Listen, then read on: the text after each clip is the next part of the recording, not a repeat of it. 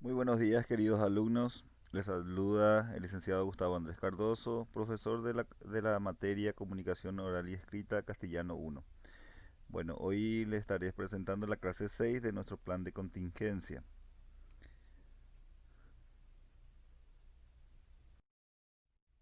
Bueno, como en la clase anterior estuvimos ya hablando un poco de qué son los verbos, estuvimos viendo también la clasificación morfológica de los verbos. Hoy estaremos viendo la clasificación sintáctica de los verbos. En la unidad anterior ya hemos estudiado varios aspectos sobre los verbos. Este es un tema muy extenso, razón por la cual lo vamos tratando por partes en cada unidad. En esta estudiaremos la clasificación sintáctica.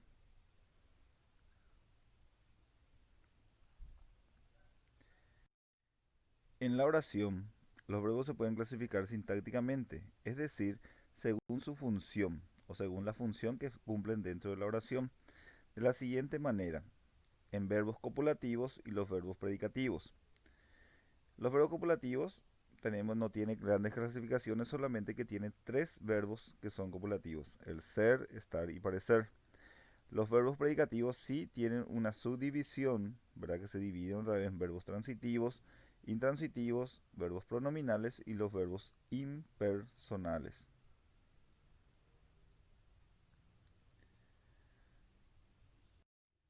Los verbos copulativos. Hablaremos primeramente de los verbos copulativos.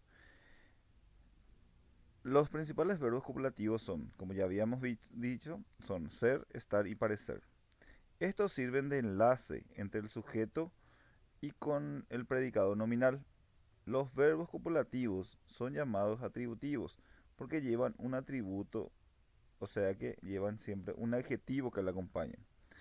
Juan está enfadado, Juan es abogado, Juan parece cansado. O sea que los verbos copulativos solamente sirven de nexo, o sea, sirven más o menos de unión entre el sujeto y el predicado. No son muy importantes dentro de la oración. No tiene una función muy relevante dentro de la oración. Solamente sirve de unión entre el sujeto y el predicado. Ahora hablaremos de los verbos predicativos. Como ya habíamos dicho, los verbos predicativos se subdividen otra vez en verbos transitivos, intransitivos, pronominales y verbos impersonales. Cabe destacar que los verbos predicativos llevan el nombre de predicativos porque son el núcleo del predicado.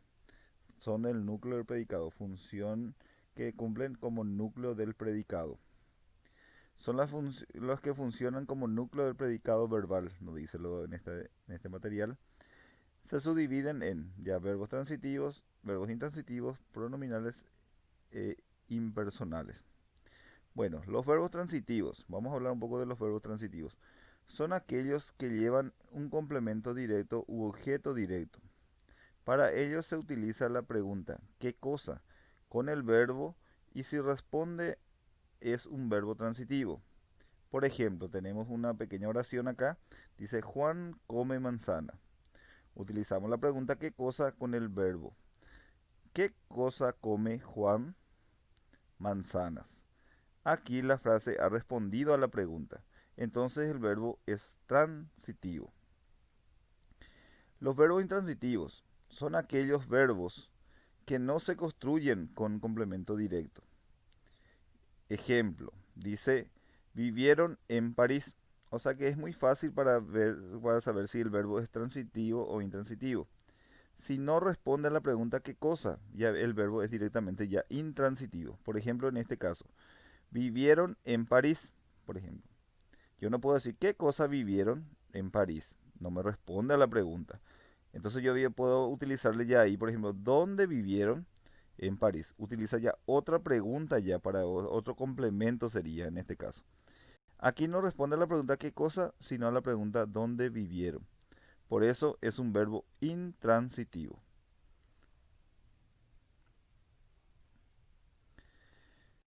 Ahora pasamos a los verbos pronominales.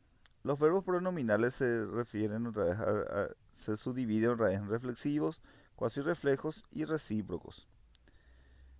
Los pronominales, dice, son verbos que van unidos a un pronombre. Ellos pueden ser reflexivos, cuasirreflejos y recíprocos. Los reflexivos son verbos cuya acción se refleja o recae sobre el mismo sujeto que la realiza. El reflexivo sería en este caso, por ejemplo, el sujeto hace la acción y recibe otra vez la acción. Por ejemplo, yo me lavo las manos. ¿Quién hace la acción de lavar las manos? Yo. ¿Quién recibe la acción de lavar la mano? Yo. Entonces, hay un solo sujeto y el sujeto realiza la acción y recibe otra vez la acción. Por ejemplo, ella se peina los cabellos. ¿Quién realiza la acción de peinar? Ella. ¿Quién recibe la acción de peinar? Ella. Cuasi reflejos. Dice, no son reflexivos, porque la acción del verbo no recae sobre el sí mismo y no cumple ninguna función de complemento. Según sus matices, los verbos cuasi reflexivos se agrupan en varias clases. Algunos verbos que indican cuasi reflejos son irse, retirarse, marcharse, dormirse, hallarse, estarse, reírse, moverse, etc.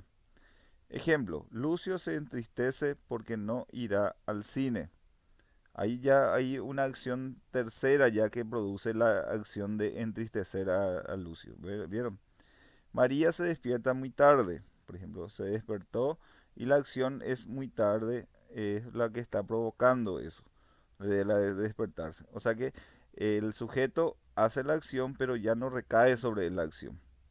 Por eso se le llama cuasi reflejos. El sujeto hace la acción pero ya no cae directamente sobre la acción. Por eso se le llama cuasi reflejos. Los recíprocos son verbos que tienen como sujeto a dos o más personas, animales o cosas, que ejercen la misma acción sobre los otros, al igual que la reciben de ellos. Los amigos se saludan. Nos tuteamos todos. Carlos y Marta se besan. Los recíprocos siempre tiene que haber dos o más personas, o dos o más sujetos, en este caso dos o más sujetos, ¿verdad? Por ejemplo, los amigos se saludan. Un amigo le saluda al otro, el otro le saluda al otro, hacen la misma acción y reciben la misma acción. En la misma cosa nos tuteamos todos, por ejemplo. Eh, yo realizo la acción de tutearnos y el otro también hace la acción de tutearnos. Ambos hacen y reciben la misma cosa. Carlos y Marta se besan, por ejemplo. Carlos le besa a Marta, Marta le besa a Carlos. Hace la acción y recibe la acción, la misma acción. No sería, por ejemplo, recíproco en el caso de que, por ejemplo, Carlos besa a Marta y Marta le da un estirón de cabello, por ejemplo. Porque la acción es diferente, la acción que realizan es diferente y la que reciben son diferentes. Y la diferencia que hay entre un reflexivo y un recíproco es que en el reflexivo hay solamente un solo sujeto que realiza la acción y recibe la acción. Y en el recíproco existen dos o pueden ser más sujetos que realizan la misma acción y reciben la misma acción, pero ya reciben de una tercera persona.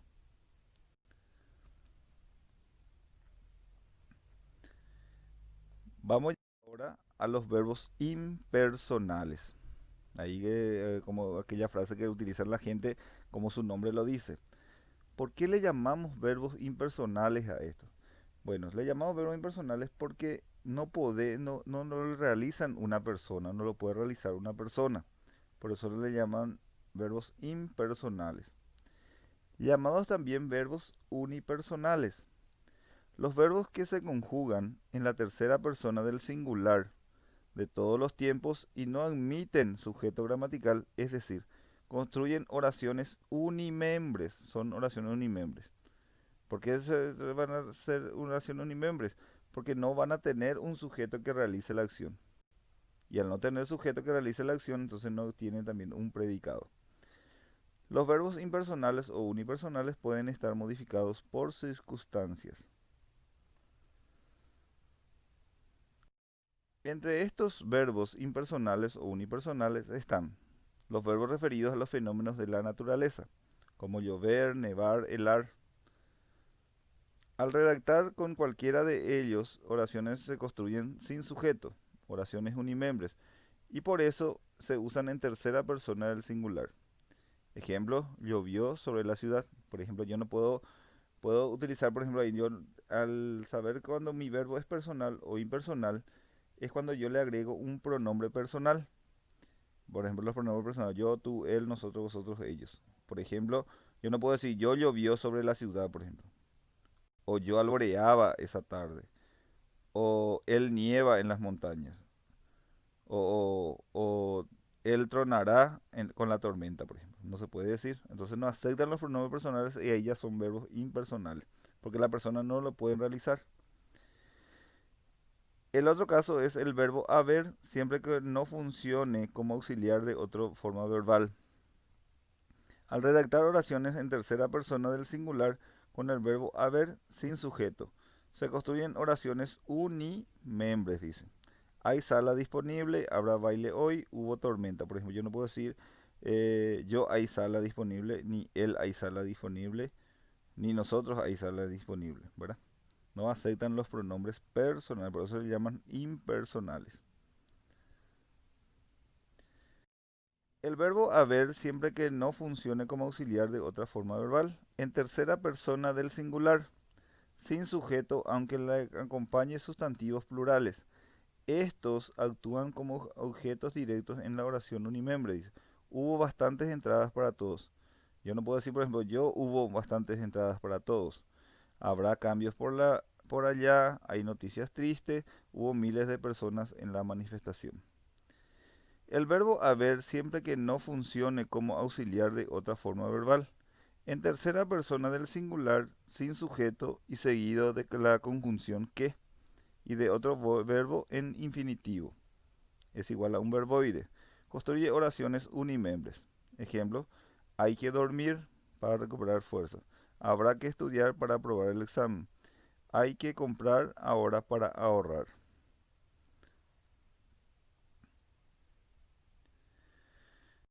Luego tenemos el verbo estar en tercera persona del singular, acompañado de vocablos referidos a fenómenos de la naturaleza, con la desinencia o, con función de adjetivo predicativo que no está referido a ningún sujeto. Construye oraciones unimembres.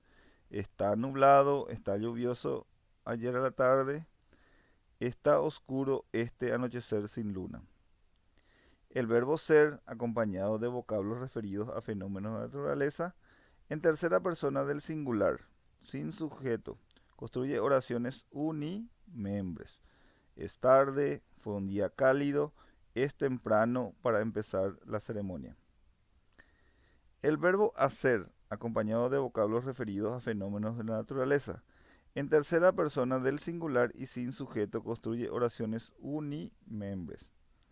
Hace frío, hizo mucho calor y hará meses que no nos vemos. En este caso, entonces, sabemos ya que para saber si es verbo impersonal o personal, siempre tenemos que utilizarlo con los pronombres personales. Y ahí vamos a ver si es impersonal o es personal. Aquí terminamos entonces este material sobre la clase 6 sobre clasificación sintáctica de los verbos. Espero que sea del agrado de ustedes y estaremos oportunamente en contacto. Y cualquier cosa, estamos siempre a las órdenes. Hasta luego y que tengan éxito siempre.